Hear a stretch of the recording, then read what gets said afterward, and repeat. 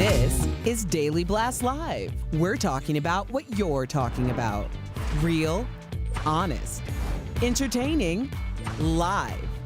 DBL starts right now. 3, 2. Welcome to DBL. It is Monday, July 19th. I'm Tori here with my good friends Lindsay and Al.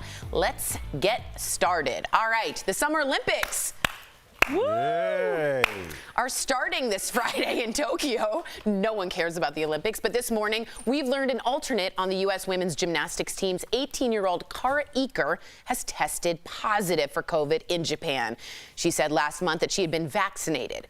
Now, tennis star Coco Gauff announced yesterday that she tested positive before traveling to Tokyo and will not make it to the games to compete. So the question people are asking today, and we want to ask you, of course, how many of the athletes competing for Team USA are vaccinated? Here's what the Today Show reported about it this morning. Take a look.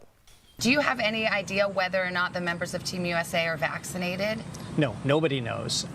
You'd like to think that people are vaccinated, but nobody knows. And a lot of athletes have chosen not to because they felt it might inhibit their performance. Some of them legitimately think it might impact their performance. Okay. I just don't get it. What was that guy's role in that interview? Was he just to parrot back to her what she was saying with Yeah, the that weird was funny. I don't understand. What don't you get? Okay, if I'm a gymnast, right, and I have to go to a certain parts of Africa just because I want to, I have to get a yellow fever card. I have to show that I have an immunization. Yes, maybe a couple days I'll be off my training, but I have to go. Why is there so much confusion about getting this COVID that can save you and protect you and help others? Why? Yellow fever wasn't a pandemic that was just a year ago. And so I think when you have people, that even pregnant people that are like, oh, I'm hesitant when doctors are saying it's safe, even our Dr. Coley's saying it's safe, it still is an option. When you have someone competing in the most important, for some of them, game of their life, you know, telling them that this might make them feel, even just the drowsiness or the sleepiness that the side effects might have, or even just like being, you know, like feeling like you might be having the flu for like a day, even if it's 24 hours. Maybe some of them didn't want to go through that during their training or at any point during this contest of their lives. So they gamble with getting COVID rather than gamble with the effect that rarely gives you some side effects. But we didn't even know how many NBA players had the shot taken, you know, had it, right. Or NFL players. People were, I think the NFL was more strict, but with the NBA, nobody was specifically saying who got it and who didn't. So I don't think they asked these Olympians to tell everybody. It's their personal choice. I really believe that people have a choice to take the shot. And I really don't. Well, I mean, but, you know, Lindsay, I'll push back on you and just say I do think one thing that's going to affect their performance at the Olympics is if they're not there. And the reason they're not there is because they've tested positive for COVID. So that's also another thing that you would have to balance if you are an athlete. Are you willing to risk not going, or willing to risk that you may have a possible side effect that may take some time off of whatever record you're trying to set? So I definitely understand where you're coming from, and they do have autonomy over their bodies, but you are in a village. You are amongst other people that are going to go back to everywhere else in the world, literally. This is the definition of a super spreader event, and we are already seeing people that are testing positive that are vaccinated, and it's very scary. Yeah, it's very scary. And we did talk to Dr. Coley about this, and she said unless you get a very, very rare effect of the shot, which is, again, as I say, very rare, you might have a little flu-like symptoms for a day or two, which you might miss training, but then you'd be okay. So, but if someone got vaccinated and still wasn't able to go to the Olympics, it seems like a lose-lose for that person who chose to do the right thing, according to all of us, and then still couldn't play in the biggest game of their life. True, but percentage-wise, science is telling us that it's better to get the shot than not. I don't like science. I go with my gut. Doesn't make any sense. Your gut's wrong. Speaking of the Summer Games, there's been a lot of talk about the beds in the Olympic Village, and get this, they're made out of cardboard. Yeah, it's part of a push for sustainability because they can all be recycled. But some are saying they are anti-sex because they're trying to discourage physical contact. Well, now an Irish gymnast has weighed in on the controversy, calling it fake news. Check out his Twitter video. In today's episode of Fake News at the Olympic Games, the beds are meant to be anti-sex. They're made out of cardboard, yes, but apparently they're meant to break at any sudden movements. It's fake news. Fake news. That was good. Wasn't it? I've really worked on my Irish. Okay, thoughts about all of this, and could you maybe make love on a cardboard bed? Would you feel comfortable? I think people have done things on worse places than that. I don't know. That's not like, I think this is ridiculous. I don't think that they put those cardboard beds there so that people don't have sex in these villages. Like, they did a lot what they wanted to do. They sent people home with condoms to take back to another country with them. Like, that's a good plan. Like, those are some rare finds. Yeah. Like, take these, tell them what the future is now. I don't know what else. I don't know. I don't think the cardboard beds are like the biggest deterrent. I think they're just trying to find an inexpensive and sustainable route to house all these people. Because as soon as the Olympics leave, whoever hosts it has such a mess. I mean, it's just so much trash. I can't even explain it. So I do get that. But do you think it's a deterrent, Al? I mean, there's two things to unpack here in terms of the beds. I mean, there's something called a white elephant, if I'm not mistaken, and that's basically these stadiums that they build for the Olympics and then are never used again, and they just fall into decay. And so I don't think the beds are the big problem. And as for sex, I don't want to blow anybody's mind here, but you don't always need a bed. Also, what is white elephant is what they're called when they all just decay? Right, I thought white elephant was a game you play around Christmas. So too. I'm Jewish, so I don't know, but is it? That's what they're called, white elephant. Somebody check that, but I'm sure. No, I think you just really made that up. That doesn't make any sense. I will walk off set right now. Okay, someone check and get in my ear. Thank you very much. Now, before we go to break, we've got a viral video to share. Check out this dash cam video that captures what looks like a Dukes of Hazzard stunt. This is crazy. A quick warning. What you're about to see is disturbing, but according to reports, no one was seriously hurt. Let's take a look. More things I need to put on that list. 911, 911. 911. Where's the phone? I'm glad you said something. Mike, get out of the way, please. Get out of the... Oh my word! I didn't know cars could get that kind of height. Now, you always talk about where and when I would jump into certain things. That's the time that I would jump in. So you say, like, jump in and try to figure out what's going on without getting in the way. That's one of the times. You call 911. I would call the police and try to figure out, without putting myself in danger, how to help these people. And I like that their first instinct was go, call 911, take action. I mean, well, what else are they going to do? Yeah, of course. That every day you see a car flying in front of you. Like, what else besides 911 would they do? I just like, are we not going to address that? Could that come off a Hot Wheels track? How did that car get that kind of height? That's what I'm saying. I just said that. It's an incredible, and just so you guys know, I think it actually hit some of the wires as I was reading this article. Oh, wait a second. I just heard a little birdie in my ear. All right. Oh, did we you hear are it as hearing well? from the booth about white elephant. Oh, what is it? What is it? I didn't hear it. Say it. Oh. White elephant comes from Thailand, and it is a term that means useless and overly expensive things. Mm-hmm. So that kind of does fit Al's take. Mm-hmm. So why do we do this around Christmas? Because the gift is overly expensive, but is useless. You're just talking. As soon as you started that sentence, you're like, I don't know where this is going. I was like meandering through a journey, a woodland journey. That's why you're a talk show. Your first instinct is to just start talking. Just move on with the lips. Out. That's it. Coming up on DBL, Baywatch star David Chokachi, what he says about being a part of the iconic show, plus his new role playing God. And I'm not kidding. And crazy crime stories from a suspect commenting on her own wanted post to a woman breaking into a dentist office and pulling a patient's teeth. Yeah, stay tuned.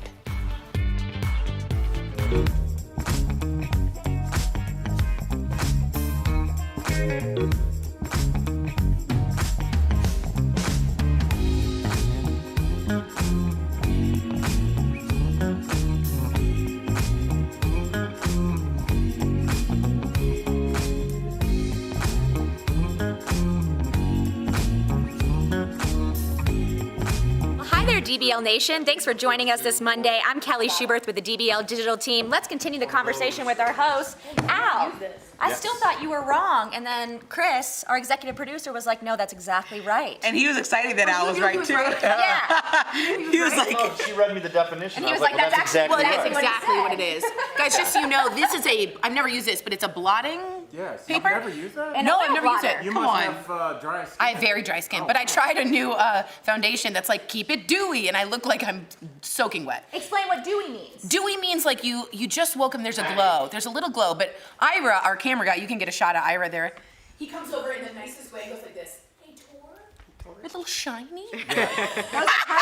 Shininess, perfect. But it's like, he's trying to be nice. I just decided. Yeah, they're good for that. Well, Yeah. you know, the cameramen more than anybody will tell you, Rob. Everybody, they'll just be like, hey, you're a little shiny, because who better than them? So Yeah, because they're I'm here watching for it. us all day, so it's perfect to Always make tell sure- me make lipstick sure on you see teeth. By the way, yeah. Lindsay, I love no your lipstick hair. on teeth, It's, no you know hair what? out of place. My hair is huge. It's Did you because just the get it baby. blown out? No, I blew it out myself, but it's getting thicker and thicker. It looks great. Because of this baby. Yeah, all the hormones. Do you see how much hair is on my hair? I love it. It's like out of line. I'm from the South, so the more volume, the Yeah. better. I feel like for I'm me, in a the bigger, Texas the better. beauty pageant. Yes, I love it. Yes. She's got very like morning anchor in Austin. Yes. It's Yeah. only keeps getting, by the time I leave for maternity leave, it should be out to here. Oh my gosh, I love it. You're Veronica Corningstone. So I have a question for any hair people out there. I have layers, and I don't know what to do with the top on the sides. You sweep them back, don't you? Honey, I cannot figure out what Isn't it supposed to be like a swoop after back? the show and you don't pull at your hair 10 seconds before we come back on air. Sorry. 20 seconds before we come back on air. DBL Nation, let us know what Tori should do with her hair. Bye.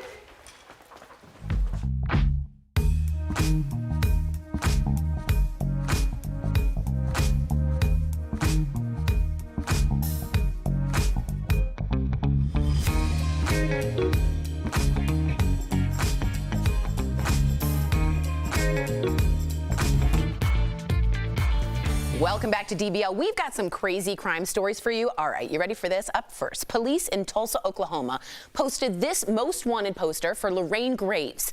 She was wanted in connection with a murder. Check this out, though. Lorraine commented on the post asking about the reward money. Someone even commented back to her saying, "Girl, you better stay off social media. They can track you." She said, "Girl." Girl. I didn't want to say that. After her post, detectives found and arrested her. She's now charged with accessory to murder. That don't count for a detective. Because they're going to get credit for, like, they're going to all have whiskey in the office, like, yep, solve that one. She literally wrote to y'all, so they get no props. That's true. I always watch those shows like The First 48, and everybody's like, oh, it's such great cops. Every episode, they're like, yeah, we got a tip. I'm like, tip. well, yeah, it's a tip. What are we paying y'all for? Yeah, they could have called me. I know. All right, let's not batch detectives. We love you. This next story is a little bananas. A woman was arrested for breaking into a dental office where she did used to work, not as a dentist. She allegedly, though, took off with more than $22,000. That's not the crazy part. She allegedly pulled 13 teeth from an unwilling patient. Reports say she's been arrested, but we don't know yet what she did with the teeth or why she pulled them. And I read the article from the local paper, and she apparently told so many people that's how she got caught. So it doesn't count again. She told so many people. It was like she was bragging about this. How much time does it take to pull one tooth? Do you know that's 12 more than one? Yeah, honestly, I have a real issue, not with this woman that pulled the teeth, but with the patient that allowed it to happen. What? He was under anesthesia. No, they said unwilling. Unwilling means that they were at least up and could have put up a fight. Ow. After the second tooth, whatever happens is on you. Ow. No, you got to fight that. Ow. Lindsay, nobody's taking 13 teeth out of her mouth, Lindsay. When you are in a doctor's office, 13? When you're in a doctor's office and you see someone else random besides your dentist come in, you're going to be like, oh, hold on, who are you? Right. Oh, you're going to quiz them before they start? I wouldn't. No. Did that woman look like a dentist? What do you think? I don't think she looked like her mugshot when she walked in there to do the teeth. I'm just saying, after the second tooth, you need to fight for the rest of your teeth. And also, like, what's the security? How do you get all the way to the point where you're fully dressed in, like, and why is that the attire? fetish, right? Why is that the part that she's turned on by? I think that was because she used to work for this place, so, correct? Like, yeah. I think that was a little spite because seems like a lot of work. That dentist now has explained to that patient that 13 teeth were pulled by a former employee. She used expired anesthesia, so the person who was getting their teeth pulled out may have been a little bit. Yeah, so they were alert. No, right. Now, don't blame her. Don't blame him. That's terrible. Or her. We don't know. All right, this next one is an alleged murder for hire plot. It ended badly for one woman. An animal rights lawyer from Colorado was charged with trying to hire a ranch hand to shoot her estranged husband's girlfriend for $100,000, along with a slew of other felony charges. She has reportedly pled guilty. Her sentencing is scheduled to begin next month, but the question is, why do people still think murder for hire works? This is like Tiger. Never works. And I always watch the show and there was one a Dateline or something where they faked the death. They went through with it, told the woman she's crying. Then they bring out the husband and said, he's not dead. We have you on tape. But how do we know they don't work? We know that the people who get caught ones don't work. When they go, we have an unsolved murder, that could have been a successful murder for hire. No disrespect. I mean, I'm just saying, I think they might work, and usually they go for a lot lower price than that $100,000. It's very interesting that, you know, she was unable to get this done. But it does seem like they're always talking to an undercover cop. Lindsay. Yeah, always. Yeah, this seems like Tiger King. It also seems like she went on Craigslist and like, anybody want to kill my... Yeah, you want to be careful about not like Googling right, that. That's not really like, and then your search history. I think and also, it's very offensive to the person that you ask. You know, like, what do you think of me? It's like how much my life is worth? Kill somebody this weekend for me. It's like, excuse me? Have you ever been asked to do something that you couldn't believe or didn't want to do? Are we comparing this to murder for hire? Because I'm not going to answer. I'm not going to. That's fair. I'm not going to totally fair. Plenty of things, but nothing that relates to that story at all. We ain't snitching. That's fair. That's right. Coming up on DBL, our interview with the one, the only Baywatch heartthrob. There he is, David Chokachi. Did he really get to choose Pamela Anderson as his love interest on the show? And how sexist is that?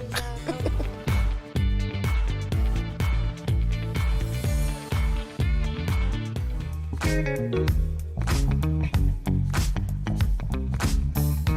the billionaire space race, there are a lot of bragging rights, and Richard Branson was the first to go to space in a craft he helped fund. Or was he? The supersonic space plane created by his company Virgin Galactic took off from New Mexico on July 11th and reached 53.5 miles above the Earth. NASA and the FAA define space as 50 miles above Earth, so he went to space, right? Well, Bezos' company, Blue Origin, says that flight has an asterisk next to it because it really didn't go to space. The international group that certifies aeronautical and astronautical records uses something called the Kármán line to define where space starts. That is 62 miles above Earth, which is how high Bezos' Blue Origin is planning on going up. Some experts are not impressed with either billionaire. Astrophysicist Neil deGrasse Tyson questioned whether either man is actually an astronaut because they're not reaching low Earth orbit. He told CNN that since they didn't get into orbit, it's not actually space travel, just a nice view of Earth.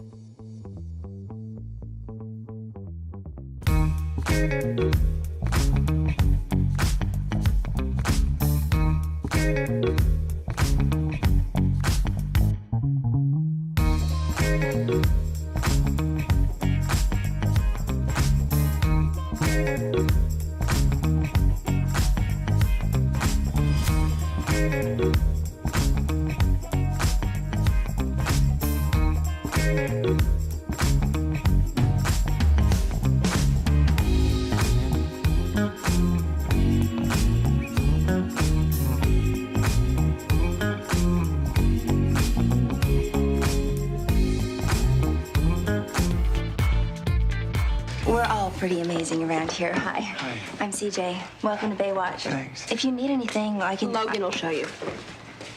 Oh, perfect. Logan, this is Cody. Hi, Cody Madison. How's it going? Welcome back to DBL. That was David Chokachi playing heartthrob Cody Madison on the iconic TV show Baywatch. Remember the running? Well, now he's going from the beach to the bar. Earlier, we spoke to David about his new movie, Last Call in the Doghouse. That's today's Chatting with the Stars. David, welcome to DBL. Now, on Baywatch, your character Cody started out dating Pamela Anderson's character CJ.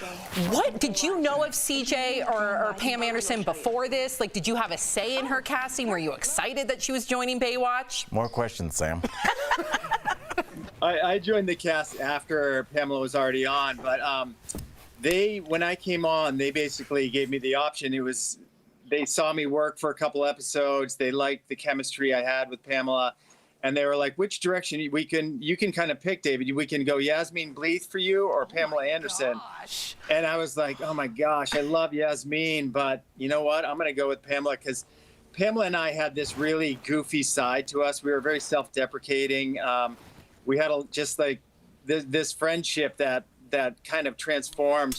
So when it came time to have a romantic relationship on the show, I said, Pam, and because we had this friendship that was just based in kind of enjoying life and being fun and not taking work too seriously, but doing good work, as a result, the work we did on screen came off great. Yeah, there was a trust She's there. amazing. Yeah, absolutely. Now, how did you deal with being a heartthrob on Baywatch? Did you have any crazy fan stories where random people would show up on the beach? Anything out of this world happen?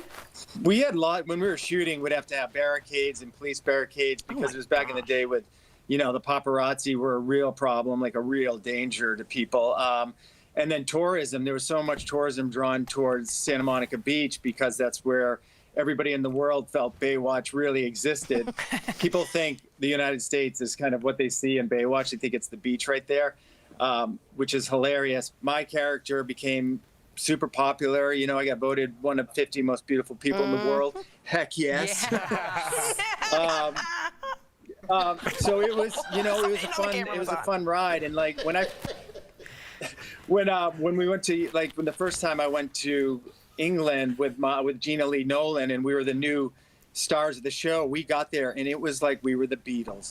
Honest to God, it was mania. Like the show was so worldwide popular back then that we were like rock stars. So it was awesome. That's amazing. I'm glad we got your reaction. Yeah. Let's talk about your new movie, Last Call in the Doghouse. Listen, you played God, David. How do you even start preparing for a role where you play God? Last call in the right bar can be very precious. You just said a mouthful. It's my trade, you know? This was tricky in the sense that I didn't want to have any preconceived notions of what I thought God was come into my decision making when I just was deciding how to play God. But what I did after reading, Bruce Reisman wrote the script and directed it. When he wrote this and I read the script, I wanted to portray God as we're all in this mortal, we're all in these physical forms.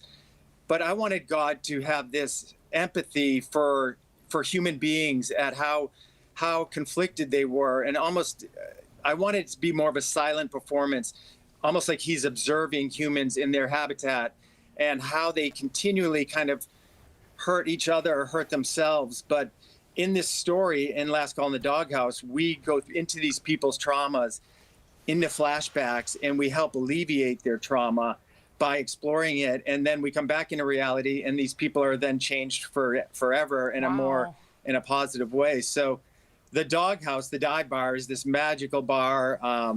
We have a great cast: Aaron Foers, Adam Jacobs, Yancey Butler, Parker Stevenson, and again, our director, Bruce Reisman.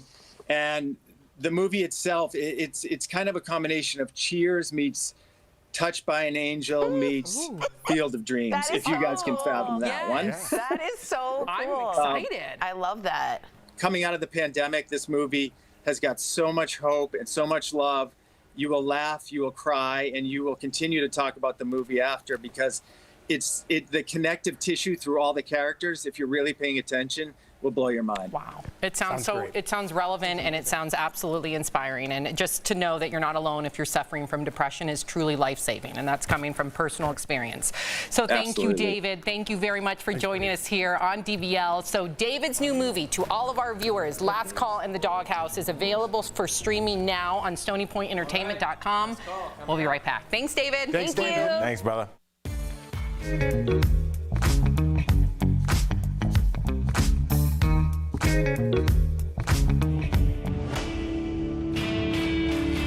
Tracking your steps has never been more popular, and we got this question.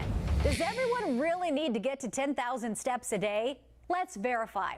Our sources are Dr. Gretchen Cody, internal medicine and pediatric physician at York Family Practice, and a study from Brigham and Women's Hospital.